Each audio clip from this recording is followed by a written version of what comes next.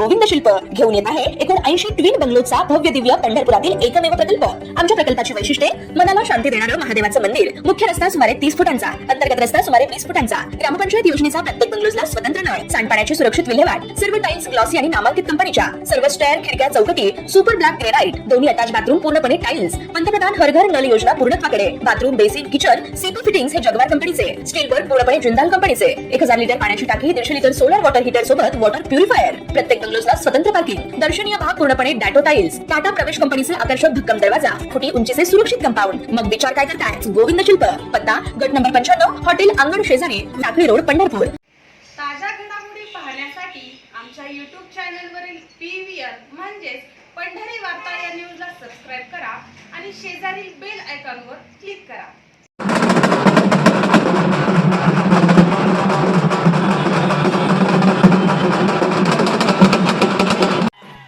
पंढरपूर तालुक्यात MIDC झाली पाहिजे अशी मागणी 40 वर्षापासून सातत्याने केली जात आली आहे। पंढरपूर शहर तालुक्यातील सुशिक्षित बेरोजगारांना नोकरीसाठी करावे लागणारे स्थलांतर तसेच या शहर तालुक्याच्या अर्थकारणाला गती देण्यासाठी MIDC झालीच पाहिजे अशी भावना व्यक्त होत आली होती। मागील प्रत्येक विधानसभा निवडणुकीत पंढरपूर MIDCचा हा प्रचाराचा अग्रक्रमाचा मुद्दा ठरला होता। मात्र प्रथमच MIDCचे स्वप्न काही साकार झालेलं नव्हतं। 2021च्या विधानसभा पोटनिवडणुकीत विजय संपादन केल्यानंतर या मतदारसंघाचे आमदार समाधान आवताडे यांनी पंढरपूर तालुक्यात कासेगाव परिसरात MIDC झाली पाहिजे यासाठी शासन दरबारी जोरदार पाठपुरावा सुरू केला। राज्यात जुलै 2022 मध्ये महायुतीची सत्ता आल्यानंतर आवताडे यांच्या पाठपुराव्यास आणखी बळ मिळालं आणि यातूनच आमदार आवताडे यांनी केलेल्या पाठपुराव्यास यश आलं असून कासेगाव परिसरातील जवळपास 21 हेक्टर क्षेत्र औद्योगिक क्षेत्र म्हणून जाहीर केलं आहे। त्यामुळे पंढरपूर तालुक्यात MIDC उभारण्याचा मार्ग मोकळा झाला असून आज पंढरपुरात आमदार आवताडे यांनी श्री विठ्ठलाचे दर्शन घेऊन हा शासन आदेश समर्पित केला।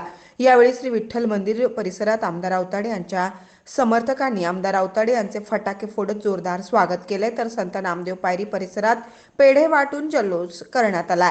यानंतर शासकीय विश्रामगृह येथे आयोजित पत्रकार परिषदेत बोलताना पहा काय म्हणाले पंढरपूर मंगळवेढा विधानसभा मतदारसंघाचे आमदार। आज पत्रकार परिषद होते।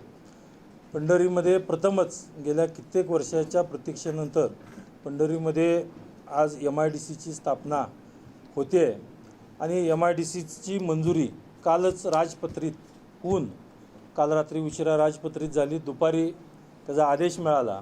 आदेश मिळाल्यानंतर पंढरपूर तालुका व मंगळवेढा तालुका असेल, शेजारील बरीचशी तालुक्यातील गावं असतील, तर दोन्ही तालुक्यामध्ये आणि शेजारील सर्व गावामध्ये एक आनंदाचं वातावरण यामध्ये निर्माण झालं।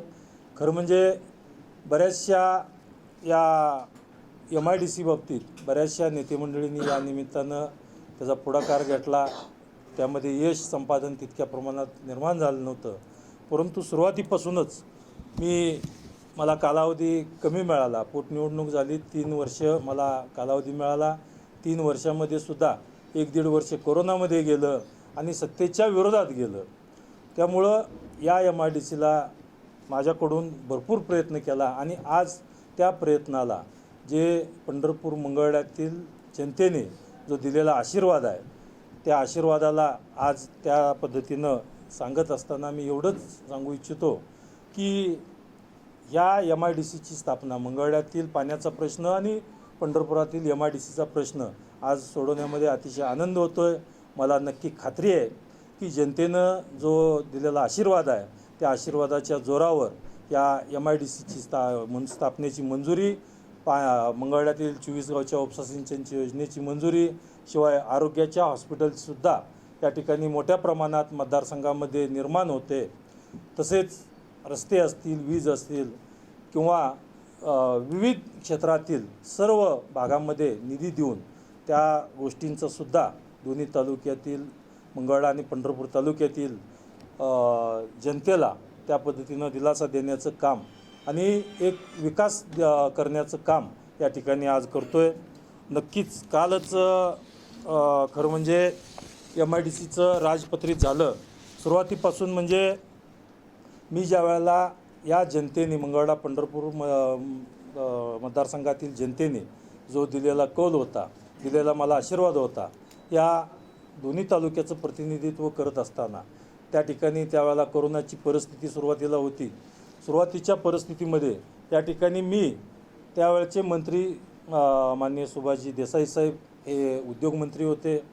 मी वारंवार त्या निमित्तानं पाठपुरावा करत होतो, परंतु सत्तेच्या विरोधात असल्यामुळे किंवा काही त्याला कारणं असतील, कोण खोड्या घालत असेल, या सगळ्या गोष्टीमुळं त्या निमित्तानं त्याला थोडंसं म्हणावा असा वाव मला मिळाला नाही. परंतु काही काळानंतर ज्या वेळेला सत्ता बदल झाल्या मी लगेच म्हणजे 15/7/2022ला मी आत्ताचे उपमुख्यमंत्री देवेंद्रजी फडणवीस साहेब यांना प्रथम पत्र दिलं आणि त्या पत्रावर उद्योगमंत्र्यांना त्यांनी कारवाई करावी असा इशारा दिला. तसेच 17/8/2022ला सुद्धा मी माननीय नामदार उदयजी सामंत साहेब उद्योगमंत्री यांना ते पत्र दिलं आणि त्या पत्रानंतर त्या ठिकाणी त्यांनी त्याच्यावर इशारा दिला की उद्योगमंत्री यांच्या दालनामध्ये बैठक झाली आणि त्या बैठकीनंतर 15/2/2023 रोजी स्थळ पाहणी करण्यात आली आणि 11/4/2023 रोजी महाव्यवस्थापक भूसंपादन महाराष्ट्र औद्योगिक विकास महामंडळ यांचे मंजुरीचे पत्र आपल्याला त्यावेळेला मिळाले.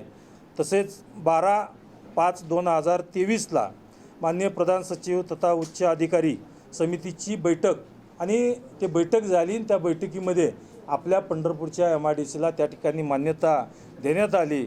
शिवाय 15/12/2023 रोजी 15/6/2023 रोजी अवर सचिव यांचे महाराष्ट्र औद्योगिक मंडळ यांच्या मान्यतेचे पत्र त्या निमित्तानं आपल्याला मिळालं.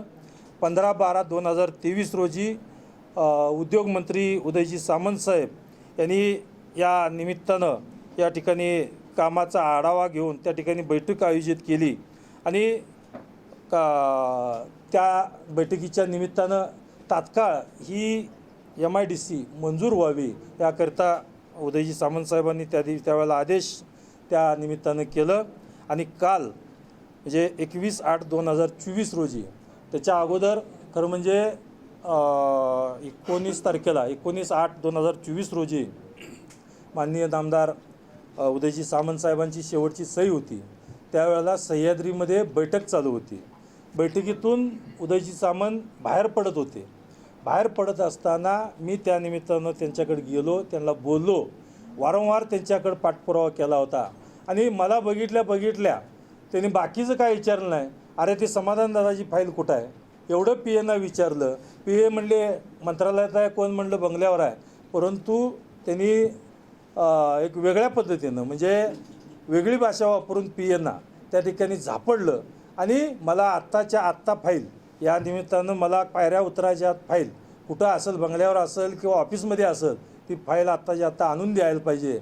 तर त्या PAनी आम्ही तिथंच उभारलो, पायऱ्यावरच उभारलो 10-15 मिनिटानं, कारण त्यांची पत्रकार परिषद होती. पण ती पत्रकार परिषद थांबवली कारण एकदा उतरलं ग पत्रकार परिषद झाली का मी गाडीत बसणार. परंतु पंढरपूर MIDCची फाईलवर सही केल्याशिवाय मी सह्याद्रीच्या पायऱ्यावरनं हलणार नाही अशा पद्धतीनं सांगून 15 मिनिटानं ती फाईल त्या ठिकाणी मंत्री महोदयाच्या समोर आली आणि मंत्री महोदयांनी त्या पायऱ्या उतरताना त्याच्यावरती सही केली आहे. त्याचा व्हिडिओसुद्धा या निमित्तानं मी केला आणि त्याच्यावर पायऱ्या उतरताना आपल्या शेवटचा जो आदेश होता तो शेवटचा आदेश माननीय उदयजी सामंत साहेबांनी सह्याद्रीच्या त्या अतिथीगृहामध्ये पायऱ्या उतरताना त्याच्यावरती सही केली आणि तो आदेश त्या ठिकाणी माननीय राज्यपालाच्या आदेशाने त्या ठिकाणी काल म्हणजे 21/8/2024 रोजी ही अधिसूचना राजपत्रित होऊन आपल्याला आज पाहायला मिळाली. तर अशा पद्धतीचा प्रवास आणि ह्या आदेश घेऊन मी ज्या वेळेला तिथले सचिव हर्षदीप कांबळे साहेब यांना धन्यवाद मानायला गेलो. साहेब बरं झालं तुम्ही सगळ्या प्रशासनानं मला सहकार्य केलं, त्यामुळं आमच्या मतदारसंघातील पंढरपूरमध्ये MIDCची स्थापना झाली आणि आमच्या पंढरपूर सर्व जनतेला या ठिकाणी युवकांना मोठ्या प्रमाणात दिलासा दिला. हे आभार मानायला गेल्यानंतर त्यावेळेला त्यांनी खूप भावनात्मक वाक्य बोलून त्या ठिकाणी मला तेवढंच सांगितलं, दादा पाठपुरावा करा तर तुम्हीच. एवढा पाठपुरावा केला. खरं म्हणजे ही MIDC कुठल्याही निकषात किंवा कुठल्याही बाबतीत ही बसत जरी नसली तरी तुमच्या रेट्यामुळे, माननीय मुख्यमंत्री साहेबांच्या रेट्यामुळे, माननीय उपमुख्यमंत्री साहेबांच्या रेट्यामुळे आणि नामदार उदयजी सामंत साहेबांच्या रेट्यामुळं ही MIDC स्थापन झाली. आणि ही 2 टप्प्यात असणारी MIDC आज म्हणजे जवळजवळ 350 एकरावर ही MIDC स्थापन होणार आहे. आता त्याचा पहिला टप्पा त्या जमिनीचं अधिग्रहण होतं आहे आणि अधिग्रहण झाल्यानंतर त्या निमित्तानं आता काही दिवसातच MIDCची लोक येऊन त्याची मोजमाप घेऊन, म्हणजे रेल्वे रुळानं 2 जमिनी विभागल्या गेलेल्या आहेत ह्या MIDCमध्ये.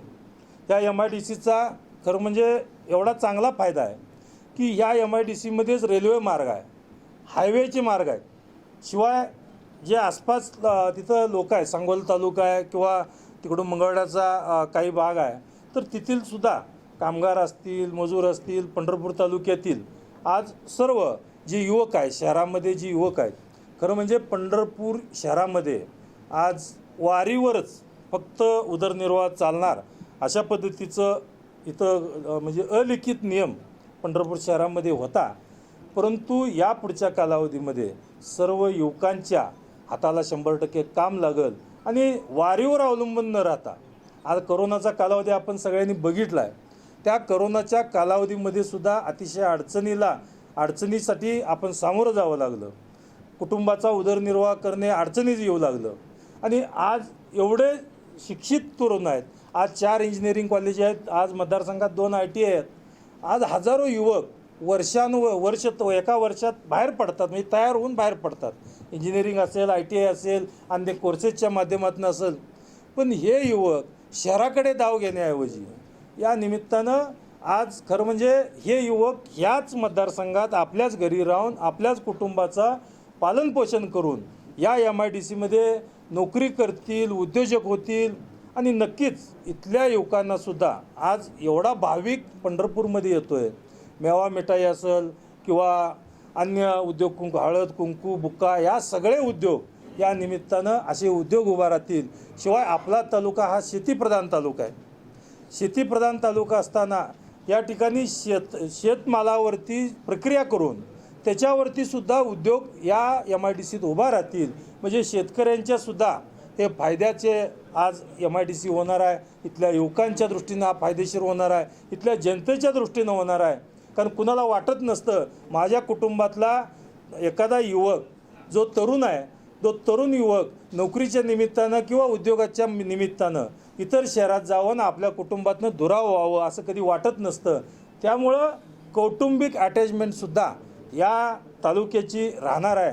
आणि नक्कीच आपल्या सर्व पंढरपूरकरांना एक आनंदाची ही बातमी आज देत असताना अतिशय आनंद होतो आहे की कित्येक वर्षाच्या प्रक्रियेनंतर म्हणजे MIDCचा हा प्रकल्प आपल्या तालुक्यात होतो आहे. अतिशय आनंद होतो आहे.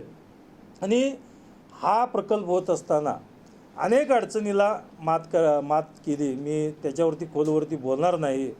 कोणी टीकाटिप्पणी केली असेल, कोण म्हणत असेल MIDC काय होते काय, असं काय होत नसतं, काय विरोध होईल.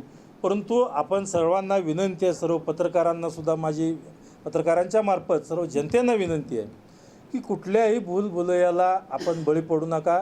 मी आतापर्यंत तुम्ही माझा स्वभाव बघितलाच असेल. मी जे बोलतो आहे ते 100% केल्याशिवाय कधी सोडत नाही. आणि आज मी आपल्याला जे वचन दिलं होतं, जे पंढरपूरचा MIDCचा प्रश्न असेल किंवा मंगळवेढ्याचा पाण्याचा प्रश्न असेल, हा सोडवल्याशिवाय या ठिकाणी मी येणाऱ्या निवडणुकीला आपल्यासमोर मत मागायला येणार नाही. आणि मला नक्की खात्री आहे, आपल्या सर्वांच्या मार्फत मला जनतेची नक्की खात्री आहे की येणाऱ्या भविष्यामध्ये सुद्धा सर्वजण आपण मिळून, कारण MIDC झाली म्हणजे सगळं संपलं असं नाही आहे. ह्या MIDCमध्ये उद्योग आले पाहिजेत, इथल्या युवकांना काम लागलं पाहिजे. इथले युवक या ठिकाणी खरं म्हणजे या युवकांना आपल्याला उद्योजक बनवलं पाहिजे. इथले शेतकरी आहेत, ह्या शेतकऱ्यांना जो हमीभाव कमी जास्त मिळतो आहे, शेतीमालाला भाव कमी मिळतो आहे, याकरता या उद्योगाच्या निमित्तानं खरं म्हणजे शेतकरीसुद्धा जर शेतकऱ्याला जर उद्योगाची साथ मिळाली तर शेती व्यवसायसुद्धा करत असताना, शेती करत असताना आणि व्यवसाय करत असताना त्याची जोड जर झाली तर नक्कीच याचासुद्धा फायदा सर्व शेतकऱ्यांना होणार आहे. शेती प्रक्रिया मालसुद्धा या ठिकाणी आणून त्याच्यावरती प्रोसेसिंग करून शेतीमालसुद्धा आपल्याला एक चांगल्या पद्धतीनं भाव मिळवण्याचं या ठिकाणी काम करतो आहे. शिवाय ही 2 टप्प्यात होणार आहे ही MIDC आणि ह्या 2 टप्प्यातल्या MIDCमध्ये मी आमचे सहकारी विधानसभेचे अध्यक्ष माननीय नामदार राहुलजी नार्वेकर साहेब, माझे चांगले मित्र आहेत, त्यांच्याशी माझं बोलणं झालं की मला त्यावेळेलाही म्हणतो ते मी सांगत होतो की या ठिकाणी आपल्याला MIDC पंढरपूरमध्ये होणं खूप गरजेचं आहे. तर ते म्हणले MIDC एकदा मंजूर झाली मी नक्कीच, कारण त्यांचे मतदार टाटा आणि अंबानी हे दोन्ही त्यांचे मतदार आहेत, त्यामुळे त्यांचं संबंध चांगल्या पद्धतीचं आहे. तर त्यांनीसुद्धा आपल्याला आश्वासन दिलं आहे की दुसऱ्या टप्प्याच्या या MIDCमध्ये किंवा पहिल्या टप्प्याला जरी त्यांचा उद्योग या निमित्तानं आला, एक त्यांचा जरी उद्योग या निमित्तानं टाटा अंबानी किंवा अदानी यांचा जर उद्योग एखादा जर इथं आला तर त्या उद्योगाभोवती हजारो उद्योग आपल्याला त्याच्या संलग्न करता येतात आणि हजारो युवकांना म्हणजे त्याची वेंडरशिप 1000 उद्योजक तयार झाले तर 10,000 कुटुंबांना त्या ठिकाणी दिलासा मिळणार आहे. तर आपल्या शहरातल्या आणि तालुक्यातल्या सर्व जनतेला ह्या MIDCचा मोठ्या प्रमाणात या ठिकाणी फायदा होणार आहे. जे आपलं सूत्र आत्तापर्यंत होतं, शेती करा, ऊस करा, ऊस कारखान्याला घाला, त्याला परवडला नाही परवडला ह्याच्यापेक्षा त्याला जर दुय्यम उद्योग झाला तर नक्कीच या शेतीमालाला शेती एखाद्या वर्षी जरी अडचणीत आली तर उद्योग त्याला कधीतरी घेऊन जायला, उद्योग कधी एखाद्या वर्षी अडचणीत आली तर शेती त्याच्याबरोबर होऊन या ठिकाणी दोन्ही उद्योग चालतील आणि या तालुक्याचं खरं म्हणजे नंदनवन या पुढच्या कालावधीत 100% होईल याची मला खात्री आहे. यामध्ये राजपत्रितमध्ये सगळं काशेगाव मौजे काशेगाव तालुका गट नंबर 1147/4 क्षेत्र 19.35 गट दुसरं 1947/6 पैकी 1 हेक्टर 1147/8 पैकी 1.15 असं 21.51 हेक्टर हा पहिला टप्पा मौजे काशेगाव येथे होत आहे. त्याच्या चतुर्सीमासुद्धा या गॅझेटमध्ये या निमित्तानं दिलेले आहेत. मी MIDCचा जो पाठपुरावा केला त्या पाठपुरावा करत असताना या निमित्तानं मी दिलेली पत्र आणि त्याचा पाठपुरावा या प्रत्येक पत्राचं म्हणजे मी दिलेली पत्र, त्याच्या झालेल्या मिटिंगला झालेले मिनिट्स, शिवाय हाय पॉवर कमिटीमध्ये जी मान्यता आपल्याला मिळाली त्या कुठल्या MIDCला त्या हाय पॉवरमध्ये मिळाली या सगळ्यांचा उल्लेख आपल्या पंढरपूरच्या MIDCचा यामध्ये आहेत. त्यावेळेच्या हाय पॉवर कमिटीमध्ये चारमोशी, आपली पंढरपूर अशा अनेक MIDC नाही त्यावेळेला मान्यता मिळालेले, चिंचोली आपल्या मोहोळ तालुक्यातली या निमित्ताने मिळालेली आहे. त्याच्यानंतर बैठक आयोजित करण्याचं पत्र आहे. शिवाय ही कालची जी अधिसूचना आहे या अधिसूचनेचं पत्र काल या निमित्तानं आपल्याला मिळालं आहे आणि त्याच्यानंतर काल जी शेवट या MIDCच्या मंजुरीचा असतो आहे राज्यपालाच्या आदेशानं हा गॅझेट या निमित्तानं झालेला आहे आणि आपल्याला सर्वांना गोड बातमी या गॅझेटच्याद्वारे या निमित्तानं मिळालेली आहे.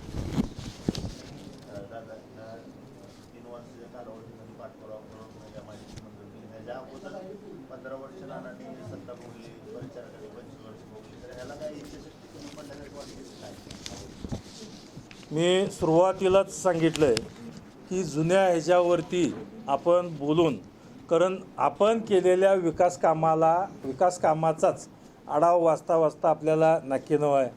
शहरातले असणारे रस्ते आहेत, आरोग्य. आज पंढरपूरमध्ये आनंदाची बातमी आहे की 1000 बेडचं परवाच मी सांगितलं की मी 200 बेडचं म्हणजे आपलं कॉटेज हॉस्पिटल आहे, हे कॉटेज हॉस्पिटल 200 बेडचं मी मंजुरी आणली आणि कॉटेज हॉस्पिटलची मंजुरी आणत असतानाच परवा माननीय मुख्यमंत्री महोदय या ठिकाणी आल्यानंतर आरोग्यमंत्री मी आणि माननीय मुख्यमंत्री त्यावेळेला आढावा घेत असताना मी सांगत होतो की लाखो भाविक आमच्या पंढरपुरात येतात. लाखो भाविक येत असताना तुम्ही प्रत्येक वारीला 10 कोटी 20 कोटी याच्यावर 50 कोटीपर्यंत खर्च करता. त्यापेक्षा साहेब आम्हाला एकदाच इथं मोठं हॉस्पिटल जर दिलं तर नक्कीच याचा फायदा होईल. तर केंद्र राज्य यांच्या संयुक्त विद्यमाने आज पंढरपूरमध्ये 1000 बेडचं हॉस्पिटल या ठिकाणी होणाऱ्याचं सुद्धा गॅजेट या निमित्तानं आपण सर्वांनी पाहिलेलं आहे आणि 1000 बेडचं हॉस्पिटल सुद्धा या पंढरपूरमध्ये होणार आहे.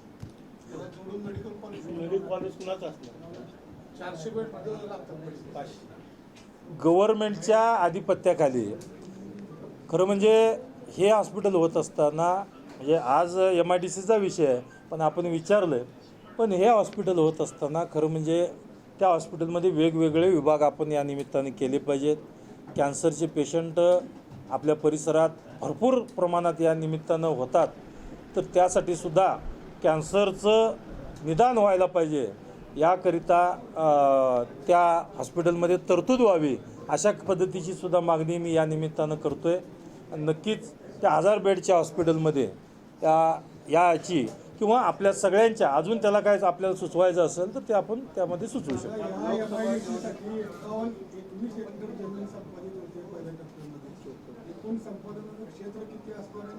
350 एकराचं क्षेत्र संपादित होणार आहे. रेल्वे रुळामुळं 2 त्याचे तुकडे जमिनीचे पडलेले आहेत. पहिला टप्पा आपण आत्ता करतोय, दुसरा टप्पा करत असताना त्याच्यावरती असणारा ब्रिज, रेल्वे रुळावर असणारा ब्रिज, ह्या MIDCतून त्या MIDC जायला मोठा ब्रिज होणार आहे.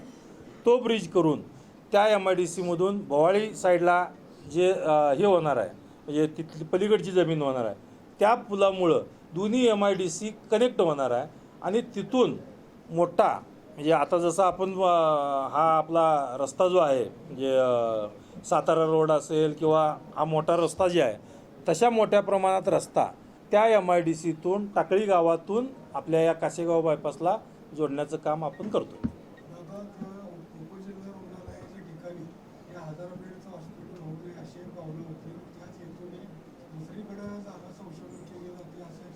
हजार बेडचं हॉस्पिटल म्हणजे आज NRHMच्या नियमानुसार त्या ठिकाणी त्याला मोठी जागा लागणार आहे. त्याची पाहणी करण्याचं काम सध्या चालू आहे.